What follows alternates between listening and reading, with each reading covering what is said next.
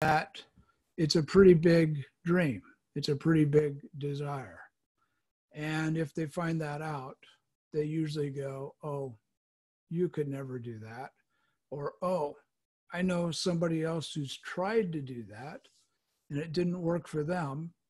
Therefore, it won't work for you. So that's the first issue we get into as we find ourselves reaching for something new, something different, maybe something very extremely different. And then we find that friends, relatives, husbands, wives, kids, whoever it is, all of a sudden start to pull you back down. I think it's happened to all of us. And I think it's a sign of a weak desire, but it's also a sign of what's normal. I remember Jim Rohn once saying, negative is normal. Just get over it. Negative is normal. Most people are going to be negative no matter what you tell them if you're reaching for a big dream. Now, what I would tell you is don't listen to them. I always suggest when you start with your goals, when you start with your big desires, your big dreams for the year, is you don't really tell anybody about them for a while. And the reason I suggest you do that is you want to get them firm in your mind. You want to be able to build a picture of what you want in your mind to where it's so complete, it's so real that you're already living in it. That picture coming up like that is truly a vision that you can work towards, and it's a vision that'll keep you going. So as you get into this stage where maybe it wasn't a relative, maybe it was a boss, or maybe it was, you ran out of money. You thought, man, if I invest $100 in doing this, I can make $1 million. Well, maybe you can, but chances are you ran into a difficulty. And when you run into those difficulties, it's important. Well, it's just really critical to remember your big dream. We always talk about A, B, and C goals. Those A goals are the small ones. They're the goals that we know we can do. We know we can make a little bit more money. We know we can buy a car that we've already bought the same brand of before. We know if we work a few more hours, we can make that much more money. Those are things we know. The B goals are things that maybe, you don't know how to do, but you have an easy way to understand how to do it. Maybe in order to get more money, you just need to get another job, and another company looking for people with your skill set that you can apply to. That's a B-type goal. Those kind of goals, there's nothing wrong with either one of those, but they're not the big, hairy, audacious goals that I'd really like for myself to reach. Now, I think when you look at those really big ones, sometimes it's harder to get started. And if you've reached for a really big goal this year, a big C-type goal, you may find yourself going, I have no idea how to get started. I have no idea how to start to reach that dream I have inside me to do, be, or have the thing that I want. So tonight, my goal, my not so big, hairy, audacious goal, it's more like a goal, because I know how to do it. My goal is to share with you the way that I do it. It may not be perfect. I'm not perfect by any means, and I'm not the final end all be all. Last week I was speaking to a group, and the gentleman in the audience, I think he really wanted to argue with me. He said, in order to have a goal, it has to be SMART. The acronym. It has to be, measurable, has to be achievable. It has to be all those things. He read them off to me and said, I don't think you set goals that way, and I don't think that's wise. I don't think that's smart. I said, well, I have two issues with that. One is those kind of goals are small goals.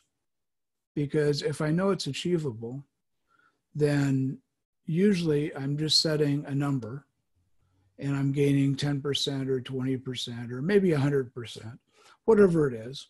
But what I want to set a goal on, what I really want to have out there for myself is a really big goal. I don't want to get 6 months into it and say, I'm done now, what do I do? I don't want to get 2 months into it and say, yeah, I'm done. I've got it. I did it. I want something that's so big, that's so audacious, that it scares me. So let's talk about how we get started on those, because I don't think it's that easy sometimes. I think, it'd be easier to knock it down a couple notches lots of times and not worry about the big goal and stick with one that we know how to get there and confuse ourselves and tell ourselves how to do that because we know. But let's talk about what happens when you set that big goal, that dream, that vision that you want to have this year. I'm just going to pick a dream that I hear a lot of, and that's to have $1 million. I've heard a lot of people over the years say, I'd be happy. My big goal would be $1 million a year income. And what I would tell you is that's a good goal. Very few people achieve that goal. It's scary because you may not know how to do it. And it's also something that you can go out and do. I think anybody that sets their mind to it can make $1 million. But here's the hard part, right? How do I go about doing that? And what I'm going to tell you, the way I set big goals and I achieve big goals, is that I put myself at the end, not at the beginning. Okay, what does that mean? Well, what I'm going to tell you is that I look at what I want when I get that goal. Well, I know, I just said it was $1 million. Well, $1 million really isn't a great goal because it's a number, and you can break that down. I work 40 hours a week. I work 8 or 9 or 10, whatever hours a day. And you can, break that down by how many dollars per hour you need. I'm not going to do it right now. I could take out a calculator and do it, but you could figure it out. And you could say, okay, I need $400 an hour. What can I do to do that? There's jobs that would allow you to do that, right? But this is a different way to do it. What I'm going to tell you that you need to do is you need to think about what you would do with that money. If you had $1 million a year coming in, obviously some would go to taxes and other things. But after you get that money, what would you be doing with it? How would you change your life? What would your lifestyle look like? How would that make a difference in you and helping other people? How would that money be distributed? You can't really hold money. I mean, you can. People try to do it, but you can't really just hold on to it. It doesn't do much good. The true secret and the true power of money and making money is when you're able to keep it in circulation, when you're able to take it and buy something that you will enjoy, and the person who gets the money for that thing gets the money and he's able to do what he needs to do.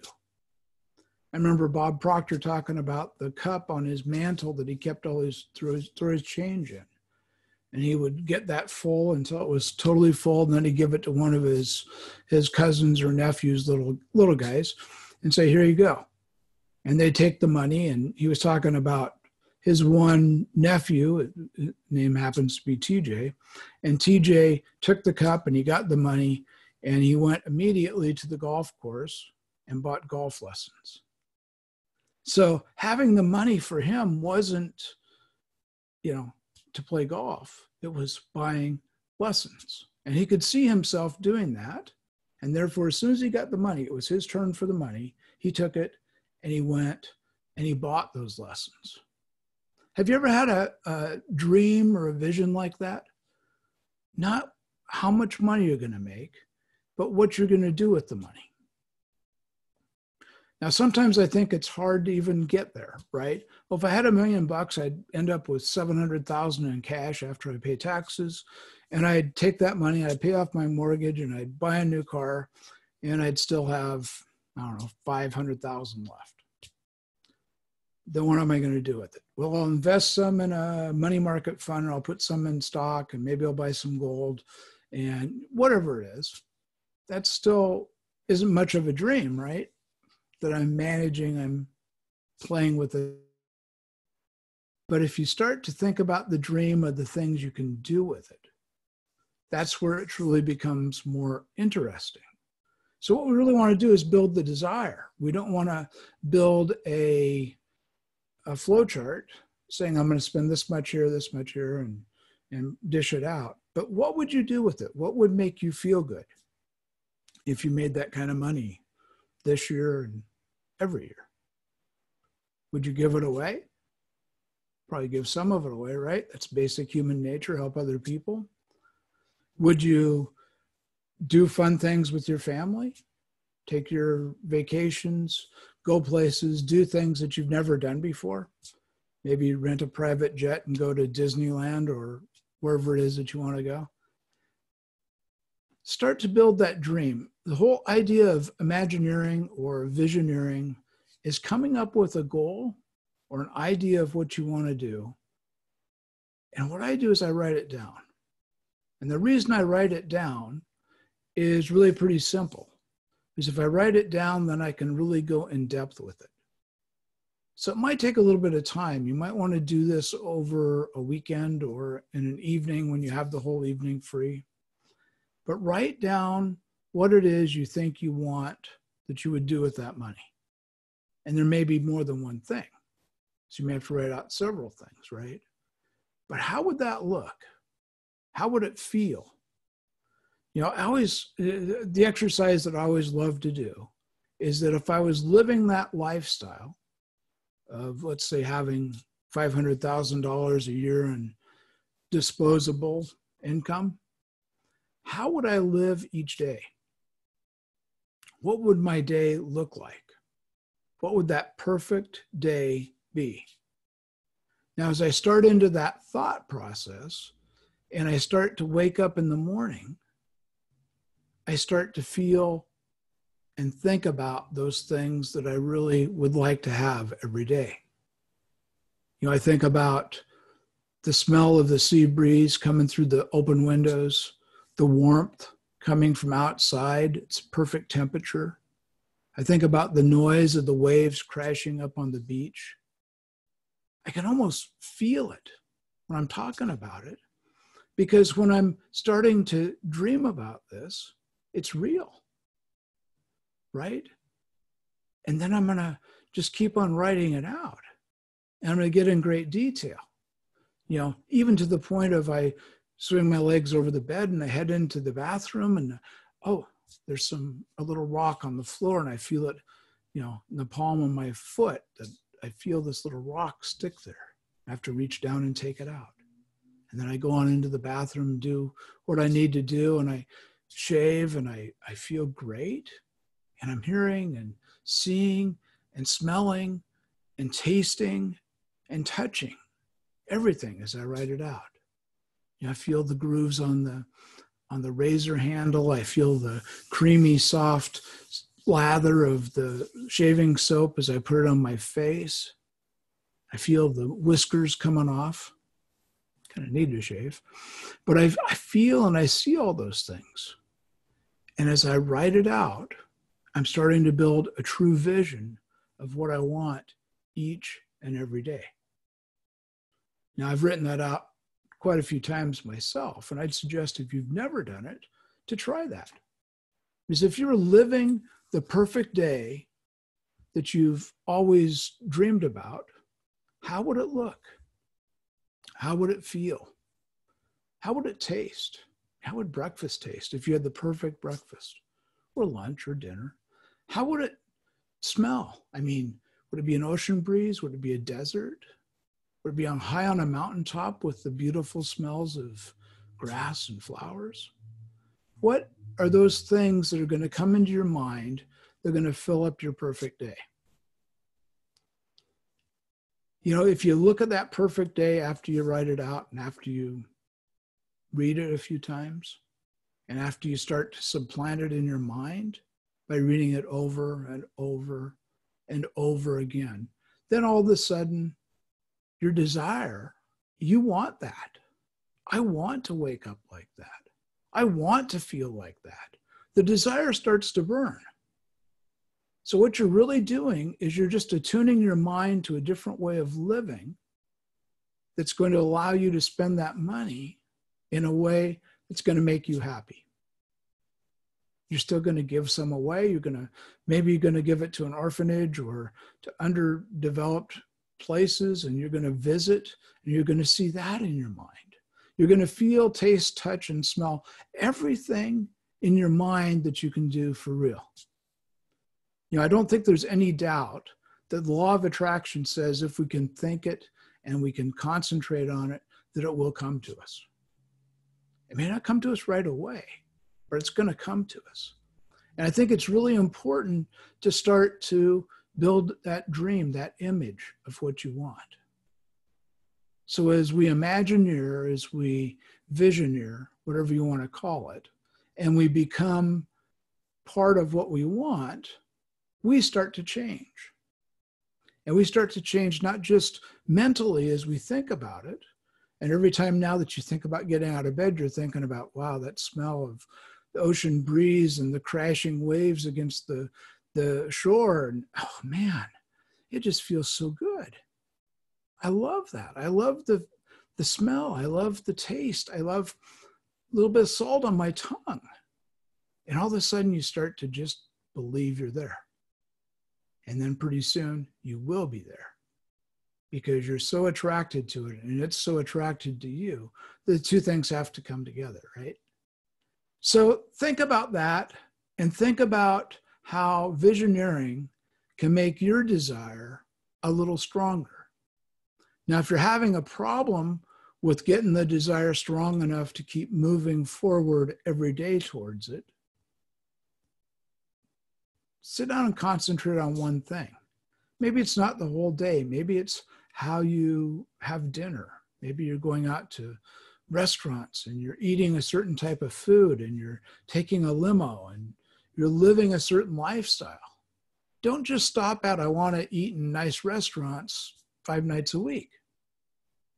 Actually go to the restaurant in your mind, write it out. How would it be? What would you be eating? You might have to look it up on the internet, right? What's the menu?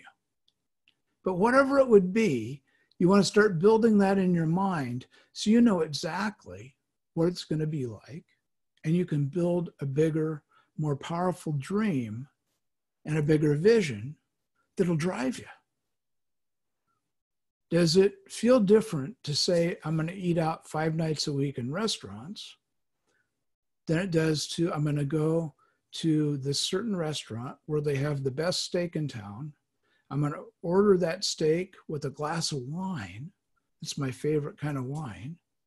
And I'm going to enjoy dinner with a companion who's my perfect choice. And we're going to have this steak that is so good. It's so juicy. I can feel the juice dripping off my chin as I bite into it.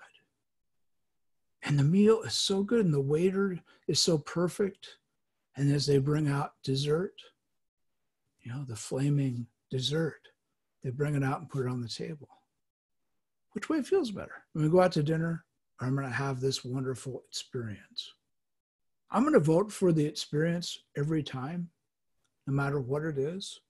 And I'm going to take that experience and I'm going to make it a vision in my mind so that all of a sudden 2 things happen. One is I start to attract it to me because now I know what it is. But the second one is I build the desire to do whatever I need to do to get that vision. Yeah, what the mind can believe and conceive, it can't achieve. Napoleon Hill wrote that in Think and Grow Rich. And I firmly believe that because I know there's enough things in my life where I've actually, you know, some people say I manifest them. Some people would say I build the vision and it comes to me. Whatever you want to call it. Visioneering is what I call it. And as the vision becomes so rich in my mind, I can't help but get there. So I think that's an idea tonight that I hope you'll take on and I hope you'll take a hold of. And if you're finding yourself a little bit lacking and moving forward every day towards what you want, just give it a try. It doesn't cost anything. Okay, it may take an hour or two to do it. But if you spend that time doing that rather than listening to the news or reading the newspaper or watching TV, I can tell you that you're going to hit the goal much more quickly. You're going to get to where you want to be much more quickly by spending that hour or two thinking about that every day. You know, I still write out my goal morning and night, and I still write it out about 10 times each time. So I'm doing it around 20 times a day. And that goal statement keeps going until I reach it, right? And sometimes it takes a while. Sometimes it's a few months. Sometimes it's longer. Sometimes it's next week. But as you reach for each goal, as you look at the really big goals, expect them to take a while. You're going to get certain steps that you can take each day through doing that. You're going to say, oh yeah, I got to call so-and-so and talk to them about this in order to get that big sale.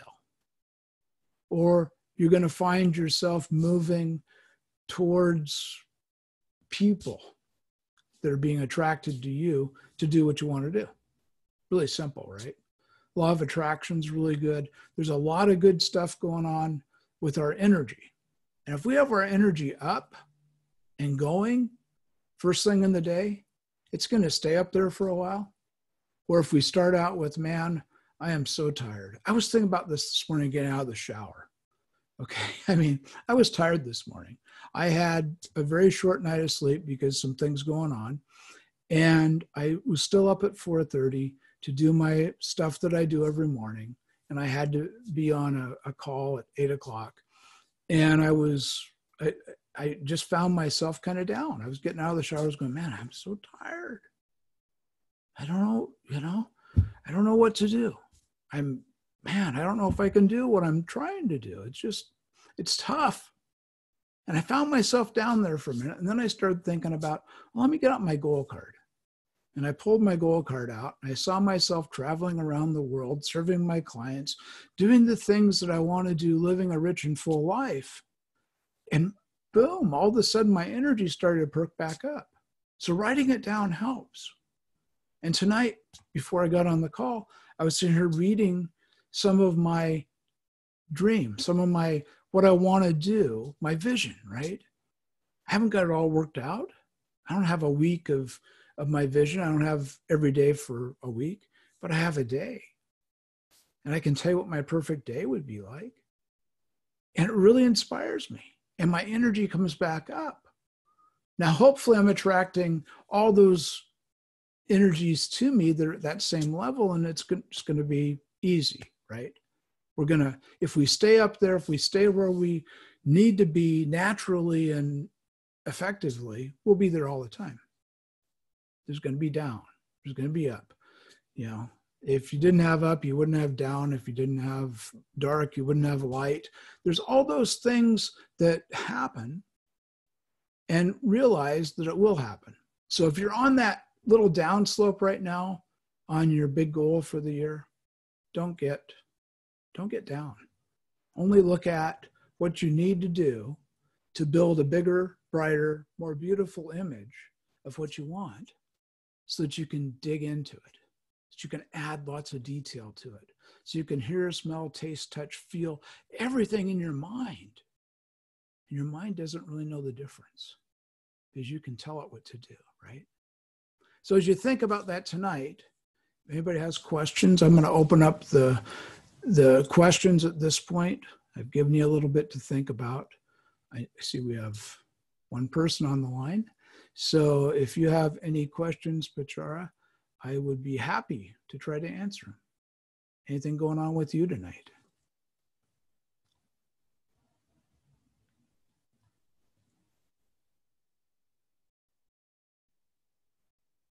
Okay, I think Bachar's in Thailand. I saw that on his profile. Swati Cup, and welcome. So happy you're here. And unless there's questions, I think we'll finish the teaching. And I will go on with my evening, and I'll let you do the same with your morning in Thailand or your rest of your day, wherever you are when you watch the recording. So just two things as we wind this down tonight. One is this is every week at 7 p.m. We have this call. If you're watching the recording, you can always come in and join us. There's no prerequisite. If you're in any of the programs I teach or any of the programs I work with, whether it's a mastermind group or a paid program, I would like to have you here. It's the one time each week where I make myself available for no charge to answer questions and to talk to you one-on-one or in a group. And I think it's, it's a pleasure for me to be able to do that. So I hope you'll get on the calls. That would be very nice. The other thing I want to talk about is next week, next Friday, Saturday, and Sunday, the 24th, 25th, and 26th. That's my birthday weekend, by the way, in case anybody wants to send me a birthday present. Not looking for that. But next week is the Paradigm Shift, and Bob Proctor and Sandy Gallagher will be in Los Angeles. It's sold out, so you can't buy tickets. And I know I posted a few things about it, but look on the group page, look on my page, on the Success for Life page, any of those places, and jump on that link. It's $147. You can't buy a hotel room in Los Angeles for that. At least I could never find one. But $147, and you get all 3 days of the Paradigm Shift, which is just like being there if you have time to get on the live stream. Excuse me. But it's a great opportunity to hear the whole thing. I've gone to the Paradigm Shift a number of times, and I always enjoy it. But it comes at times like on my birthday where I've got other things I want to do. And it comes at times when maybe I don't have enough money to do it. It's kind of expensive. It's going to cost $2,000 to $3,000 for the weekend in LA with the fees that you have to pay, plus all the airplane and the hotels and the food. So this time I'm not going to go, and I'm going to be on the live stream. And what I'd like to do is have you join the live stream with me, and then we can talk. And we'll do it through chat on the live stream, and then we'll also do a special group where we'll all be able to talk about it and be able to really get to know more about what they're talking about. Paradigm Shift's really a great program because it's a great introduction program to what Bob does, and it's also a great introduction program to get you going, because once you run out of steam, you got to put some more fuel in. The fuel doesn't just come. So Paradigm Shift, 24th, 25th, 26th.